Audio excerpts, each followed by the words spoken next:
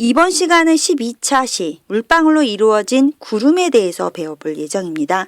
먼저 단열 팽창이라고 하는 새로운 개념 설명하고요. 그 단열 팽창에 따른 응결 현상 알아보겠습니다. 또한 구름이 생성되는 과정을 단계별로 설명을 해보도록 할게요. 하늘에 구름이 만들어진 까닭은 무엇일까요? 지금 이 아이는 수증기예요. 공기 중에 있는 수증기가요. 구름이 되기 위해서 위로 올라가야 합니다. 그러면 공기 중에 있는 수증기가 뭉쳐서 응결이 되어서 이렇게 구름을 형성할 수 있는 겁니다. 오늘은 이렇게 구름이 생성되는 과정에 대해서 알아보도록 하겠습니다. 다음은 교과서 70쪽에 나와 있는 구름 발생 원리를 알아보는 탐구 실험입니다. 첫 번째는요. 이렇게 생긴 페트병이 있어요. 거기다 물을 조금 넣어줍니다. 그리고 이런 까맣게 길게 된 이 부분, 이게 액정 온도계거든요. 얘를 집어 넣습니다. 그리고 뚜껑을 꽉 닫아서 완전히 밀폐가 돼서 공기가 빠져나오지 않도록 합니다. 이 뚜껑 위에 달려있는 이 동그란 부분 보이나요? 얘가 간이 가압장치가 되겠습니다. 2번 그림 보세요. 이 동그란 가압장치를 손으로 꾹꾹꾹꾹 눌러주면요. 공기가 들어갑니다. 눌러줄 때마다 공기가 들어가서 공기 입자들이 이 안에 쌓이게 됩니다. 입자들끼리 쌓이면서 충돌을 해서 압력이 증가하게 되겠죠. 그래서 가압장치라고 하는 거고요. 여러 번 누르면서 액정 온도계의 눈금을 유심히 살펴서 온도를 확인해 주어야 합니다. 액정 온도계를 읽는 방법입니다. 지금 여기 있는 숫자들이 온도를 나타내는 건데요. 지금 주변하고 다르게 색깔이 약간 다른 부분이 보이나요? 네. 액정 온도계에서 색깔이 변하는 곳의 숫자가 측정하려고 하는 온도값이 되는 겁니다. 그 부분을 읽어주면 되는 거고요. 세 번째 단계 전에 요 앞 단계에서 가압장치를 이용해서 꾹꾹 눌러서 플라스틱 병 안에 공기를 꽉 들어가게 넣어줬어요. 그래서 얘를 눌렀을 때 더 이상 안 들어갈 정도로 이 내부의 공기를 꽉 채운 상태에서 3번 뚜껑을 탁 열어주는 겁니다. 그러면 여기에 굉장히 많은 공기가 지금 밀집되어 있었고 이 작은 구멍을 통해서 공기들이 한순간 빠져나오면서 팽창을 하게 되는 거지요. 그랬을 때 뚜껑을 탁 여는 순간 이 액정 온도계 눈금 확인해 주시고 이 플라스틱 병 안에 어떤 변화가 있는지 확인을 해야 합니다. 실험 결과 우리가 확인해야 될 건 두 가지입니다. 온도 변화가 어떠한지. 두 번째, 페트병 내부에서 어떤 변화가 있는지를 살펴야 되는데요. 첫 번째, 뚜껑을 열기 전에 공기를 꾹꾹 눌러준 상태에서 온도가 26도씨였다고 할게요. 그러면 뚜껑을 탁 연 순간, 공기가 팽창해서 빠져나가는 순간 온도는 갑자기 뚝 떨어집니다. 그래서 한 24도씨 이렇게 온도가 감소되는 것을 확인할 수가 있어요. 또 하나, 페트병 내부는 제일 처음에 공기를 압축해서 집어넣었을 땐 내부가 굉장히 맑았거든요. 그런데 뚜껑을 탁 여는 순간 내부가 뿌옇게 흐려지는 것을 확인할 수 있습니다. 뿌옇게 흐려진다. 이번에는요. 페트병 안에다가 그 제사 지낼 때 피우는 향 있잖아요. 그 향 연기를 페트병 안에다 조금 넣은 다음에 꾹꾹꾹꾹 눌러주는 과정, 그 다음 뚜껑을 탁 여는 과정을 반복하면서 페트병 내부에서 나타나는 변화를 관찰할 겁니다. 여기 교과서 그림 한번 보면요. 지금 액정 온도계가 들어있는 플라스틱 여기인데요. 잘 안 보이죠? 손에 잡고 있는 게 향이에요. 그래서 연기를 이렇게 넣어주고 있는 그림입니다. 그렇다면 이렇게 향 연기를 넣고 실험할 때와 향 연기를 넣지 않고 실험했을 때는 어떤 차이가 있을까요?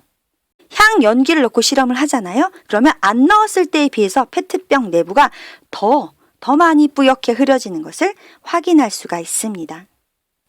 앞선 실험에서 뚜껑을 딱 열었을 때 플라스크 내부가 뿌옇게 흐려졌어요.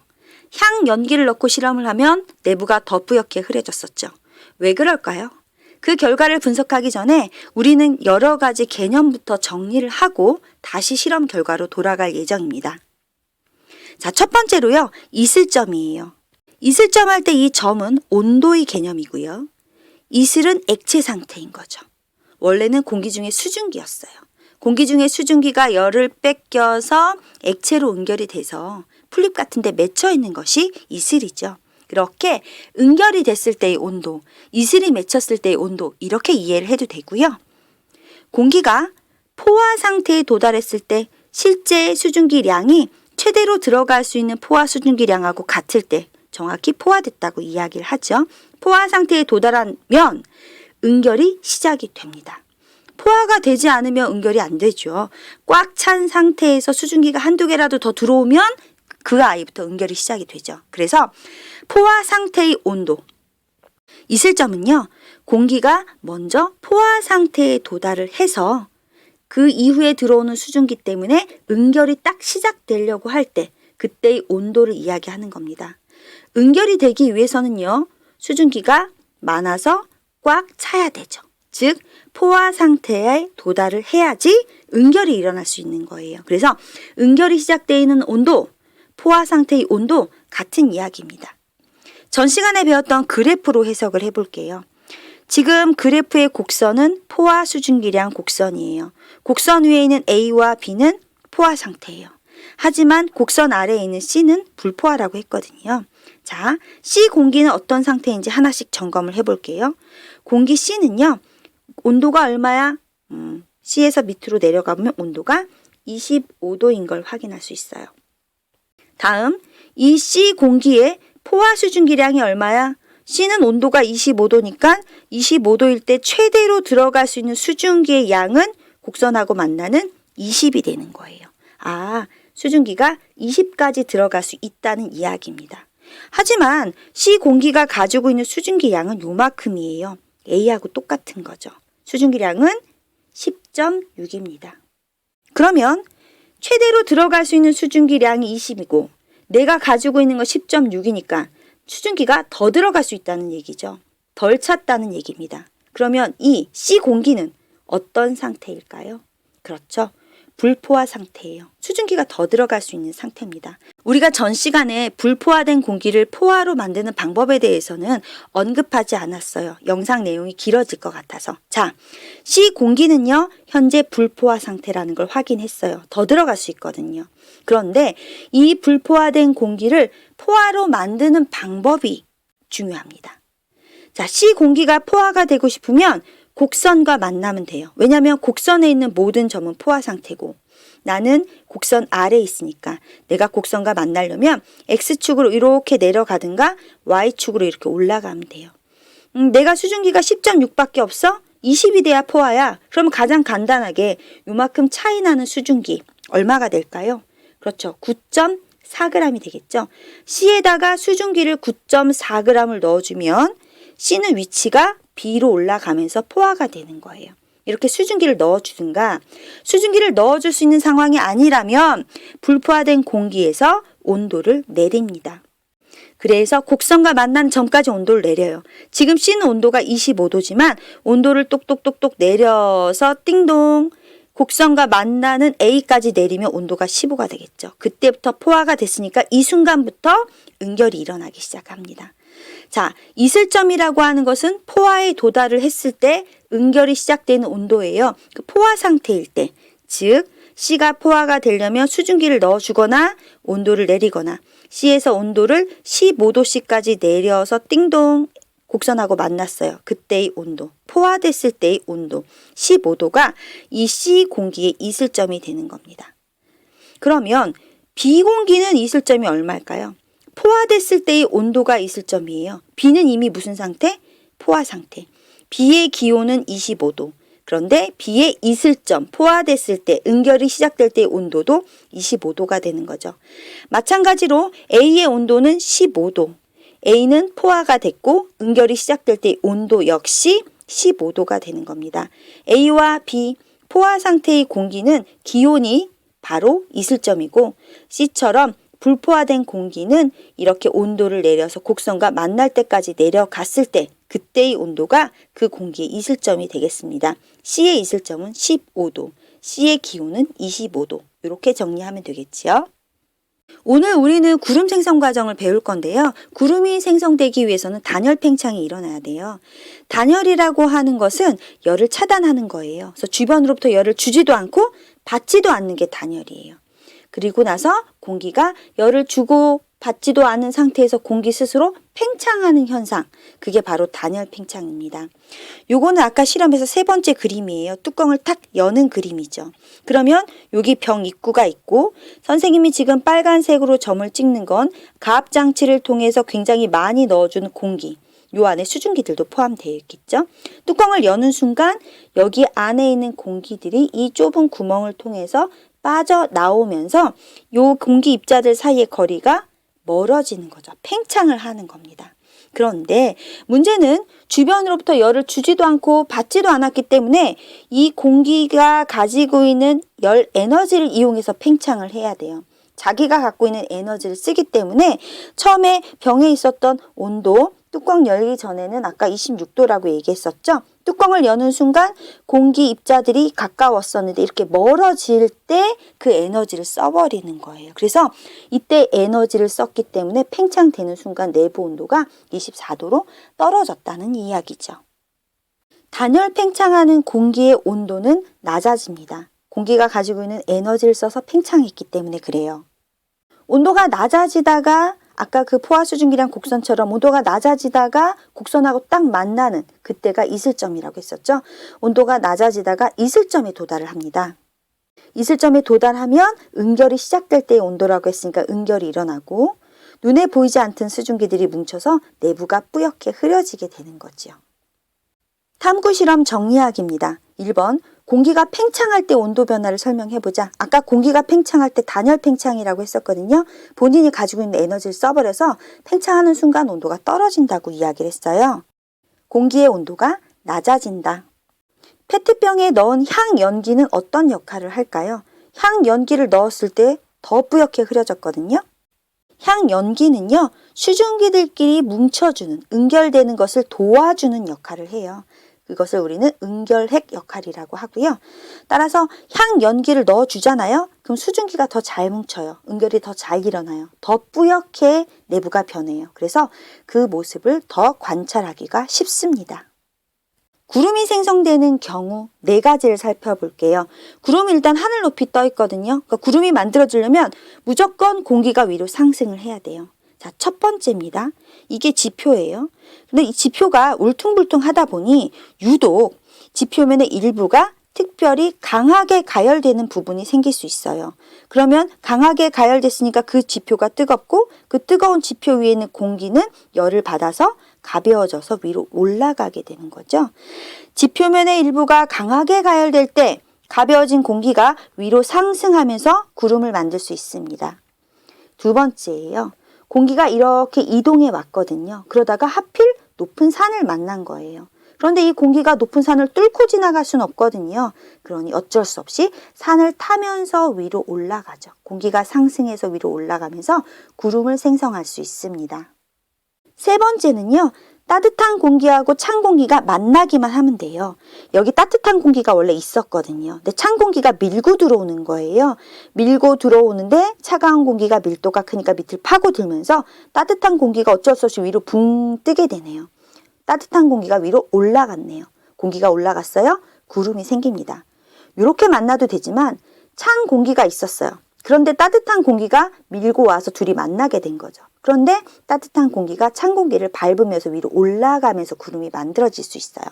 따뜻한 공기, 찬 공기가 만나면 따뜻한 공기가 상승하면서 구름이 만들어진다는 거고, 네 번째는요. 우리가 기압은 아직 배우지 않았지만 미리 얘기할게요. 주변보다 공기가 누르는 압력이 작은 곳은요.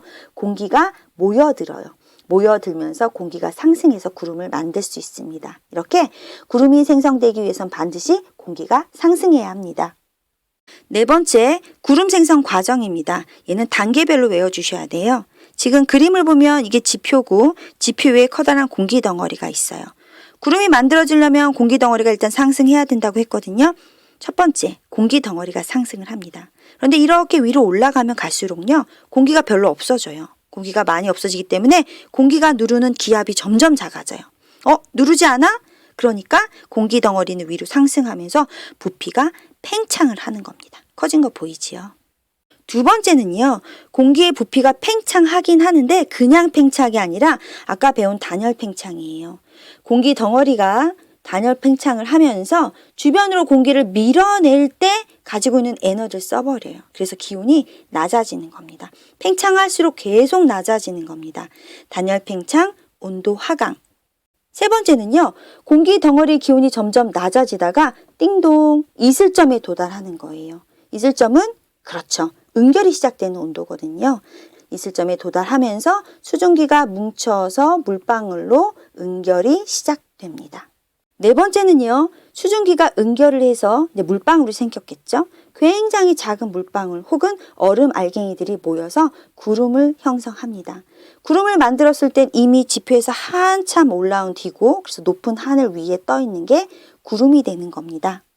첫 번째 공기 덩어리 상승, 두 번째 단열 팽창. 단열 팽창하다 보니까 세 번째 온도가 하강, 네 번째 그래서 이슬점에 도달, 다섯 번째 그래서 수증기가 응결, 여섯 번째 짜라잔 구름 생성. 이렇게 단계별로 외워주시면 되겠습니다. 다섯 번째 구름의 모양입니다. 그림을 보시면요. 구름이 이렇게 층층 얇게 펴진 것처럼 구름이 보여요. 이러한 구름을 추운형 구름이라고 하죠. 구름은 공기가 상승할 때 생기는데요. 공기가 약하게 상승한 거예요. 그래서 옆으로 퍼지는 모양. 이 구름에서 비를 내린다면 층이 얇기 때문에 천천히 지속적으로 내리는 이슬비, 보슬비 같은 것을 만들 수 있는 그런 구름이 되겠습니다. 왼쪽 그림 같은 구름을 우리는 저근형 구름이라고 해요. 이 저근형 구름의 적자가 사타란 뜻이거든요. 구름이 이렇게 아래에서 위로 높이 쌓은 것처럼 보인다는 뜻이에요. 구름은 공기가 상승할 때 만들어지는데 이러한 저근형 구름은 공기가 굉장히 강하게 상승할 때 만들어져요. 그림처럼 위로 솟는 모양입니다. 이 구름에서 비가 내리면요. 물방울들이 쏟아져서 한 번에 내리는 소나기성 비를 만들 수 있는 구름입니다. 스스로 확인하기 1번입니다. 공기가요. 단열 팽창을 해요. 그러면 자기가 갖고 있는 에너지를 써서 공기를 밀어내는 거예요. 에너지를 썼어요. 그럼 온도는 그렇죠. 낮아집니다.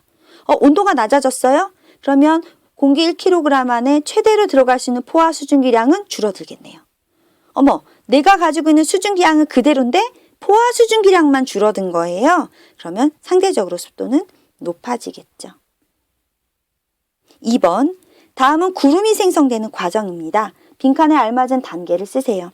구름이 만들어지려면 일단 공기 덩어리가 높이 위로 상승을 해야 되겠죠. 상승하면서 단열 팽창을 하고 에너지를 썼으니까 온도가 하강이 되고 온도가 하강이 돼서 이슬점에 도달해서 수증기가 뭉치는 응결이 일어나야 합니다. 그런데 이미 높은 곳에 올라와 있죠? 나는 구름입니다. 그래서 구름이 생성된다. 그림은 이동하는 공기가 산을 만나서 위로 상승하는 상황이에요. 공기가 상승할 때 상대 습도는 어떻게 변하는지 설명해 보자 라고 했어요.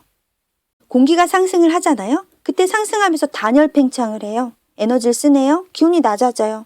기온이 낮아졌다는 것은 최대로 들어갈 수 있는 포화 수증기량이 줄어들었다는 얘기예요. 내가 가지고 있는 실제 수증기량은 그대로인데 포화 수증기량이 줄었고 내가 가지고 있는 수증기량은 그대로이기 때문에 상대 습도는 높아지게 되겠습니다. 오늘 우리는요. 구름 발생 원리를 탐구 실험으로 살펴봤고 구름이 만들어지는 과정을 단계적으로 설명했고 그 다음에 구름이 생성될 때 공기 이동이라든가 구름의 모양 등에 대해서 배웠습니다. 다음 시간에는요. 13차 시 지표에 내리는 강수, 내릴 강자, 물 숫자, 비 내리고 눈 내리는 과정에 대해서 배워보도록 하겠습니다.